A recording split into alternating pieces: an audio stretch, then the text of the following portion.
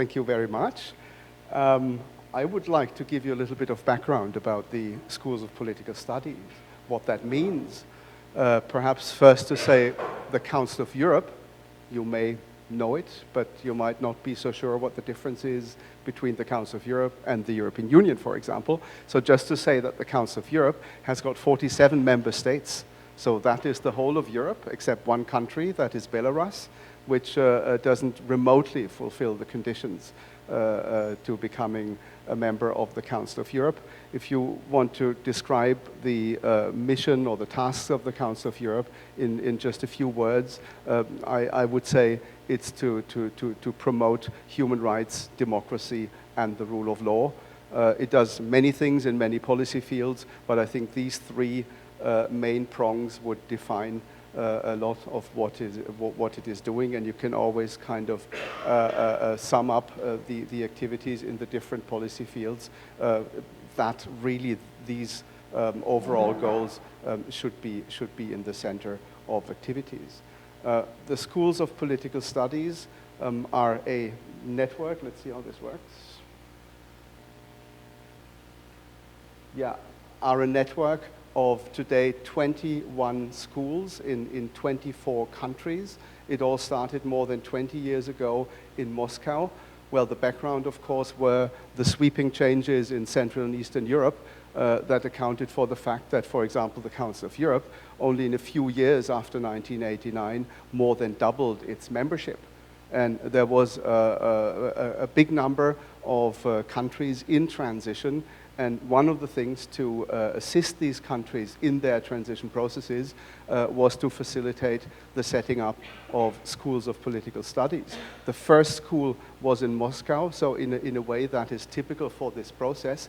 And then there were schools being set up in most transition countries in Central and Eastern Europe, all the ex-Soviet republics, the parts of former Yugoslavia, and others. So that basically made up a group of schools that shared their experiences, that thought, how could we help the transition process in our country? And to date, we have 21 schools of political studies, and they're now increasingly moving from the Central Eastern European zone westwards, if I may say so.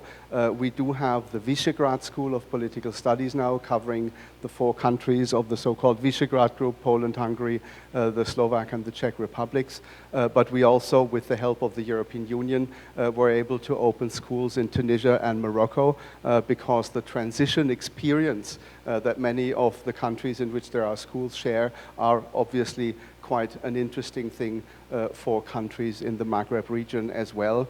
These 2 schools are very active in promoting democracy, human rights, and the rule of law in the Maghreb region.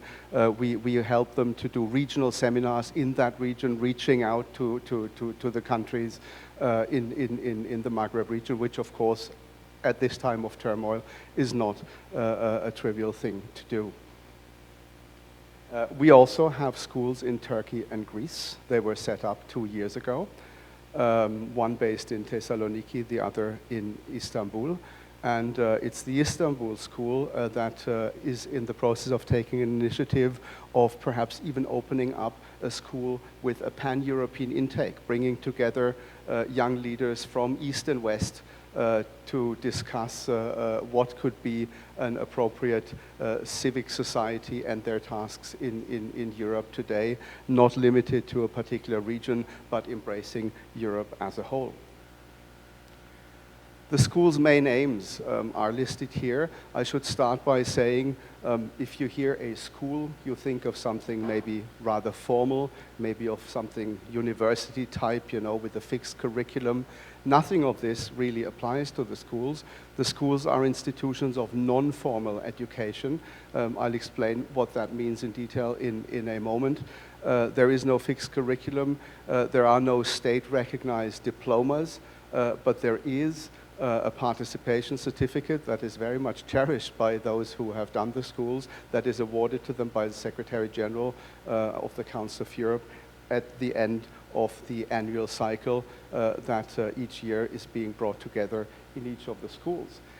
It is about fostering a new generation of leaders in countries. I heard you saying when you brought out the word that characterizes you as an active citizen, you talked about change, you talked about making a difference, you talked about a better future, and this is really what drives people to be politically active and what motivates them to become part of the schools of political studies, with which they will remain close in the future, because once you have finished your year in a school, you are an alumnus of the school. You're an alumnus, you're an alumna, and there's plenty of opportunities to stay in touch with the school, be it as an instructor, be it as a resource person, be it to participate in alumni activities that are also organized and sponsored by the Council of Europe. So it's about high quality training, about many things, about human rights, democracy, and the rule of law, and what that means to everyone's societies. But also it is about teaching young leaders these practical leadership skills. How do you work in an electoral campaign? How do you set up an NGO? How do you optimize your performance when you talk to media? We take them to TV and radio studios and do television interview simulations and things like that. So there's the value-based content, but there's also the practical leadership skills, and each school has its own mixture between these two elements, depending on the state of development of the country, of its civil society, and the needs of the participants themselves. It's very important to see that in many of the transition countries, there are not very many opportunities for like-minded people to talk in an open-minded and neutral setting. So building confidence between different parts of communities is something very important for many of the schools, and perhaps it also rings a bell when we talk about Cyprus and prospects of setting up a school in your country. Schools are quite successful in bridging gaps between religious, ethnic, social, and political gaps and barriers, and create a climate of trust, of dialogue, and of mutual understanding. Confidence building is really a key term if you want to characterize what the schools are doing. Now, how does it work? Each school selects 30 to 40 young leaders from different parts of society, civil society, journalism, people working for governmental institutions, young parliamentarians, people from the local level, business people who work in the private sector but feel motivated to make a difference, to contribute to change in their countries. And that gives a very interesting cross-section of people. So it's not a discussion of specialists in particular policy fields, but it brings together the whole spectrum of society for learning together and experiencing what makes up the schools. The Council of Europe helps the schools with some basic financing to design a basic curriculum throughout the year of each annual intake of the schools. There are 3 national seminars at the minimum, and each year, towards the end of the year in November, the groups have the opportunity to come to Strasbourg, to the World Forum for Democracy, where they will be meeting with about 550 of their peers from the different schools. And the forum is also an opportunity, in addition for the school's participants to participate in the forum as such, to have their own meetings, to meet the judges of their countries in the European Court of Human Rights, to organize bilateral and multilateral meetings, regional meetings of their own choosing. They're looking at the political landscape and they look what would be the most productive constellations to have meetings between schools of different countries. In 2008, for example, when there was the military conflict between Russia and Georgia, we had a bilateral meeting between the Russian and the Georgian school, that was not an easy thing to do, and it took all the skills of the directors to really enable,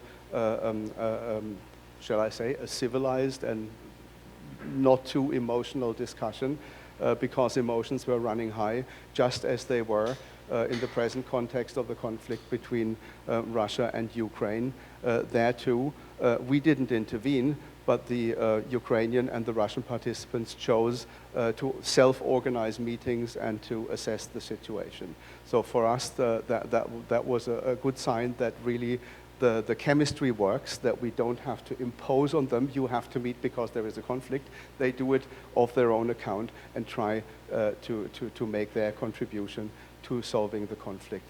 We also had a seminar at the Central European University with Russian and Ukrainian participants, and sometimes the schools are being labeled as being institutions of second-tier diplomacy. It's not the big politics, but there are young leaders who already have a role in their respective organizations, and they're trying to make a difference at their level.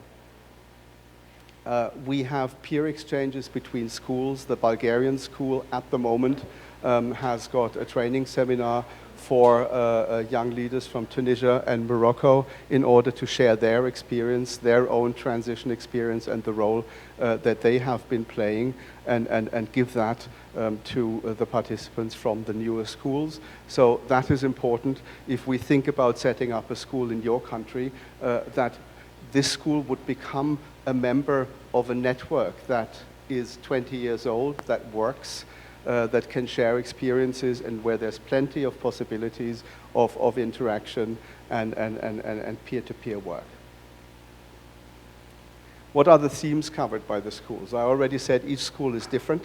Every country is different, and this is why there is no prescribed curriculum, although the directors meet regularly, at least twice a year, to exchange views on curriculum development, on public relations for the schools, on branding the schools in order to make them attractive for outside funders, because the funding that they receive from the Council of Europe, unfortunately, is not sufficient to go much beyond the basic cycle that I have been describing.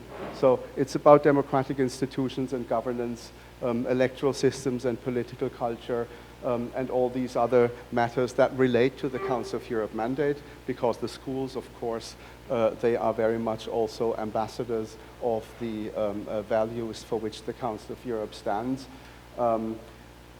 They look at particular problems of countries. Bulgaria is a member of the European Union, so their curriculum would be slightly different from, let's say, Bosnia and Herzegovina, who is an ethnically fractured country, hopeful to become a candidate to the European Union. So the focus of discussions is slightly different, but it's all based on the basic values that we share as Europeans. I already said there is the basic financing by the Council of Europe, but this is being complemented by resources from Council of Europe member states in the form that we technically call voluntary contributions, beyond the ordinary budget that is being brought together from contributions of Council of Europe member states. And there's a number of other funders who contribute to the schools. The schools themselves do fundraising in their countries, in their capitals, but the Council of Europe also tries to help as much as it can to bring them into contact with foundations, with different kinds of non-state actors, to have partnerships with formal institutions of education, universities, and so on. The schools in Morocco and Tunisia are co-funded by a European Union program, which is called the South Program, and a very generous voluntary contribution from the government of Norway, who, as I understand, also are very active in this home of cooperation. So that is very laudable, and Norway is doing a lot to help countries in transition in many different ways. I was talking about partnerships. We are thinking, and that is kind of a vision for the future, to maybe work more with these formal educational institutions, maybe with time to gain some formal recognition of the school's curricula, so that maybe even Bologna-type credits could be earned by schools participants who, if they so chose, could give them an easier entry into formal education. They might want to do a master's degree after they had already earlier done a bachelor and so on. So we're trying to build these links with the formal educational sector, but that is more like an idea for the future than anything very concrete that we can report about today. Just a selection of partners. I'm not going to list them, but you can see it's political foundations, it's individual countries, it's other international organizations who take an interest in the work the schools do in Europe and outside Europe. I should say schools cannot always freely choose the partners with whom they work. I say that with our Russian school in mind, which is going through very difficult times at the moment. You may have heard that there is this foreign agents law in Russia that imposes a status of so-called foreign agent on NGOs who receive finance from foreign sources. The school has been labeled a foreign agent, which makes it very difficult, if not impossible, for them to recruit people from the regions of Russia, because who wants a diploma that kind of confers the status of a foreign agent, which is something very negatively connoted upon you. So the school in Moscow has, for the time being, suspended its national activities. They're trying to work abroad, so to say, in exile, which is something that we do not like very much. We like that they continue, but we would want them to continue within Russia, and we and our Secretary General are doing everything to convince the Russian authorities to lift that label of foreign agent from the School of Political Studies. Obviously, we tell them they should abolish the law as such. But as far as the school is concerned, we are doing our utmost to convince the Russian authorities that this is an educational institution and not a political institution. We're working on this, but cautious optimism might even be an exaggeration for the expectations and hopes that we have. Also, I shouldn't forget to mention that the director of our school in Azerbaijan, Ilgar Mamadov, has been sentenced to 7 years in prison, not for the reason that he's the director of the School of Political Studies, but because that in a seemingly democratic society, he dared to announce running as a presidential candidate 3 years ago against Aliyev. That was enough to the authorities to trump up some charges against him, which eventually led to 7 years of jail sentence. That is also something that we are monitoring very, very closely. The Secretary General regularly speaks with the Azeri authorities, so do the chairpersons of our Committee of Ministers, but so far to no avail. So it's a very complicated, it's even, let's say, a risky and dangerous environment in some countries, but we do feel that there is a lot of support and appreciation by those who were part, who have had the school's experience, who have become alumni, and we are in contact with them. Later this month, we are going to have in Sarajevo our annual gathering of alumni, where there will be alumni from all the schools to discuss a common subject. And this subject is usually aligned with the annual theme of the World Forum on Democracy in Strasbourg. This year, it's freedom versus control. Looking at the mass surveillance phenomena and all these other things, to ask the question, does there have to be a trade-off between freedom on one hand and control on the other hand, control and security, taking up the famous dictum by Benjamin Franklin, who said, if you want to trade security for freedom, in the end, you will not get either of them, and in addition, you don't deserve them both. You know, so that's not a literal citation, but that is what Benjamin Franklin says, and which, in our view, holds very true today. I also have a short video that I will be showing you at the end about last year's alumni seminar. There you can see, well, I would say the enthusiasm that people still share, remembering their school's experience and having the opportunity of coming together. Last year's alumni seminar took place in Strasbourg. When you watch the video, when you see it, don't mistake the schools as something that take place in Strasbourg, because some of the statements might give that impression. That was the annual alumni seminar with people who have acquired like impressive and interesting positions in their respective organizations and who are happy to come back to their former peers. The way we organize the alumni seminar is not that we invite so-called eminent lecturers, but we say that they are their own experts because they all bring their own expertise, their own status, and this is why these alumni seminars are something very interesting. We don't have the need to fly in some so-called experts because the alumni are their own experts, and that is something that they feel is very gratifying and productive. Looking to the future, we're in a phase of consolidation of the network. Now it's 21 schools operating in 24 countries, but we're open to expanding the network.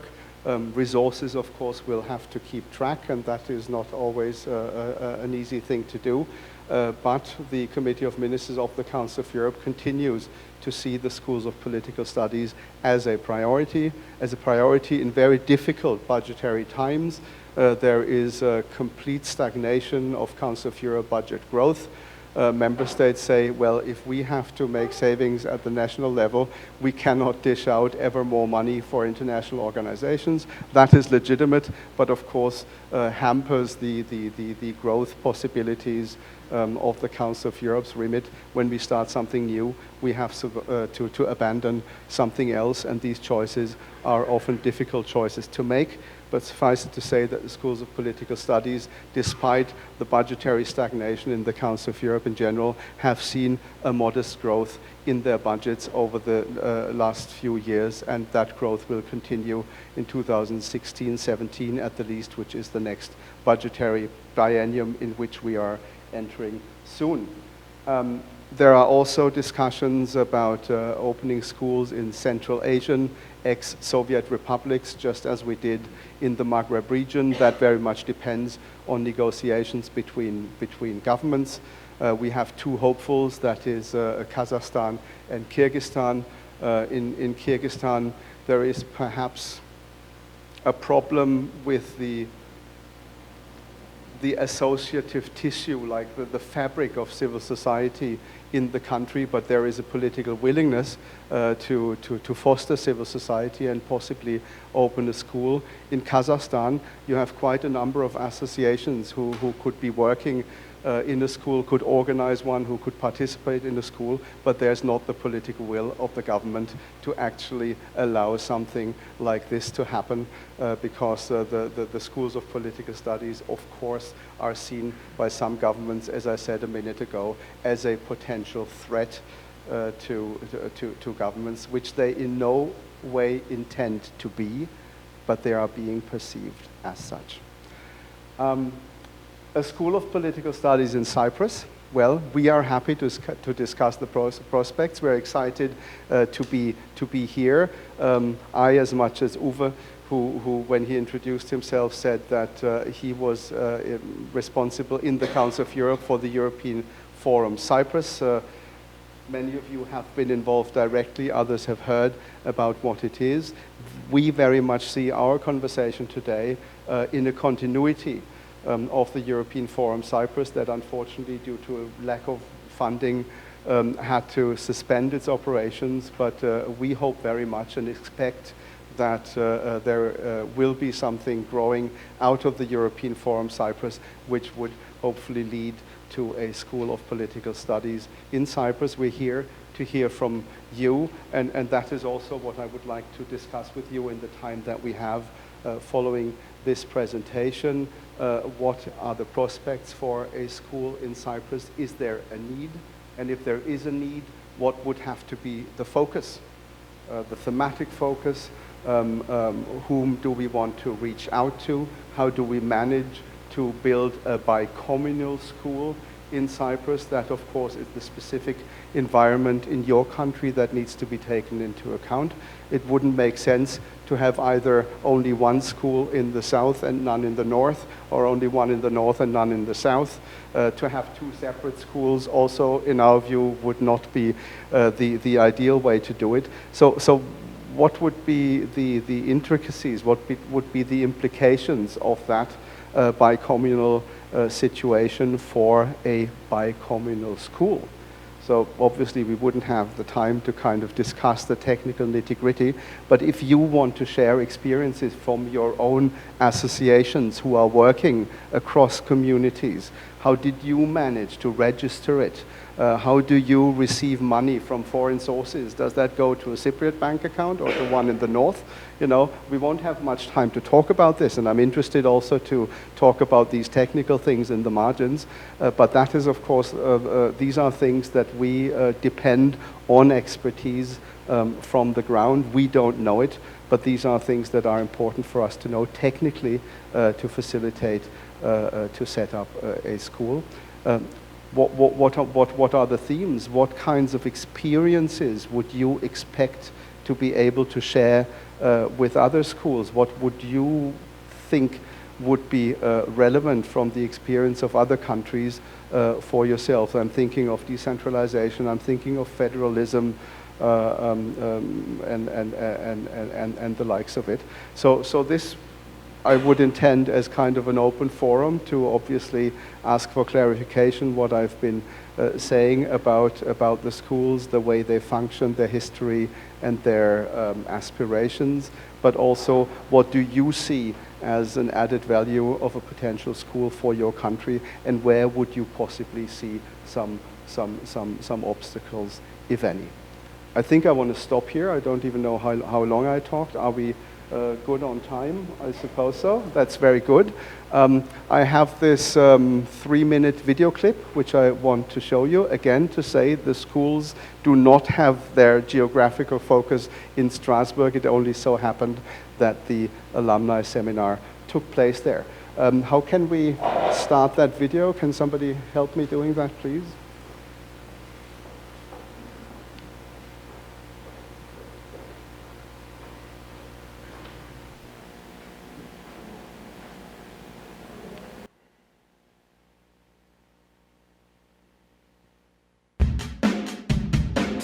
The Council of Europe's Schools of Political Studies were established over 20 years ago to train young leaders aspiring to build a modern democratic political culture.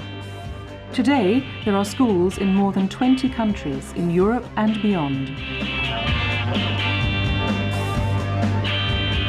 Europe generally needs new messages to attract young people. So I think now it's time to have this culture and learn this culture of speaking out for ourselves. Council of Europe and School of Political Studies is a place where your voice could be heard. Schools of Political Studies are an important tool for the Council of Europe to promote the culture of democratic participation in the societies of Council of Europe member states. I joined the school in 2008, and today I am indeed a politician. I am part of a big political movement in Albania. I was one of the founders, and if it was not for the School of Political Studies, maybe I would still be having a dilemma.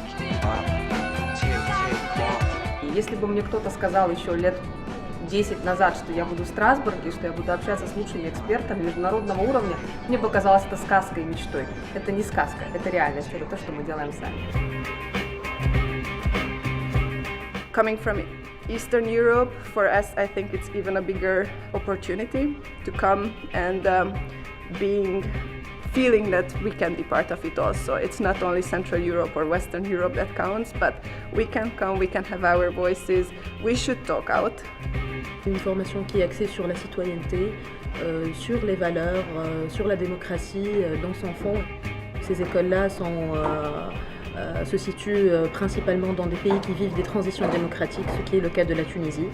Et je pense que le réseautage entre ces jeunes-là pourra conduire à un vrai changement à travers ces rencontres-là.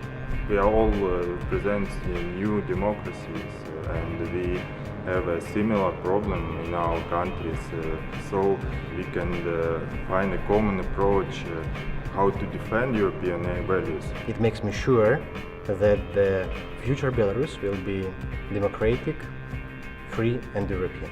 It is challenge, of course it is challenge, but from the other side it gives us opportunity to realize ourselves for our societies.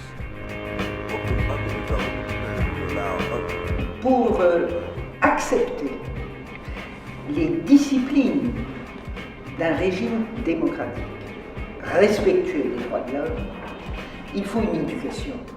And this is why the Council of Europe has always believed in the need to develop the schools of political studies in all European regions. We have realized that these people, alumni, and now there are thousands of alumni from the schools, that they are agents of the Council of Europe values. And in a natural way, these people can serve as agents of these values, goodwill ambassadors of the Council of Europe. And this is the value for us. And of course, remember that anything you do, it should be going from your heart and it should be based on European values.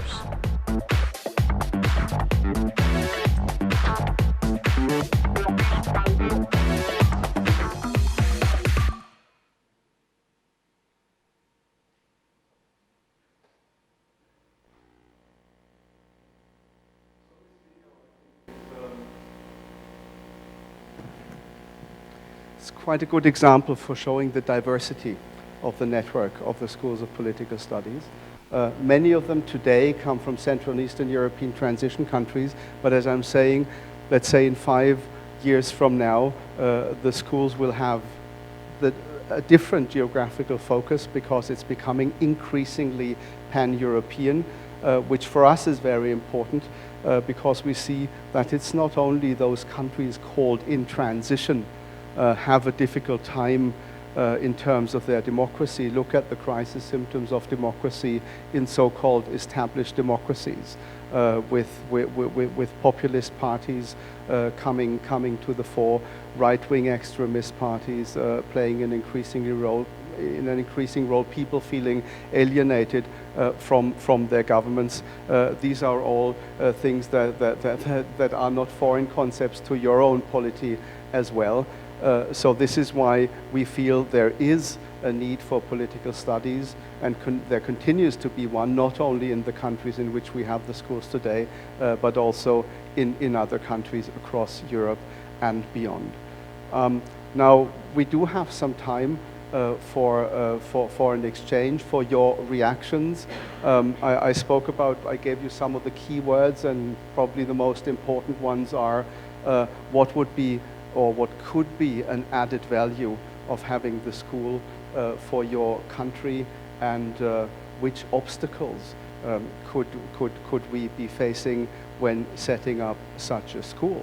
I would, for example, be interested in questions of how to reach out to all those who you could consider as potential leaders of the future.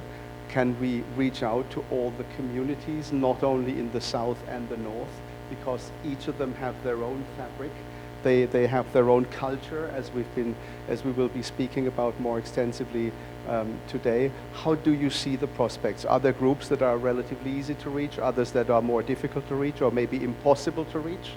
That would be interesting, because the schools have to reach out to potential participants. They have to make a selection because we experience in all the schools that there would always be more people interested to become part of the school than there are places. What are the selection criteria, and how do we reach the people to whom being part of the school would represent the biggest added value.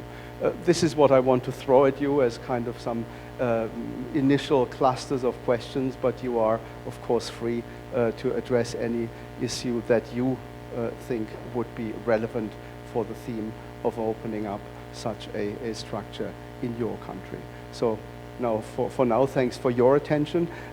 I'm handing over to you for your questions, and I'm happy to respond to any of them.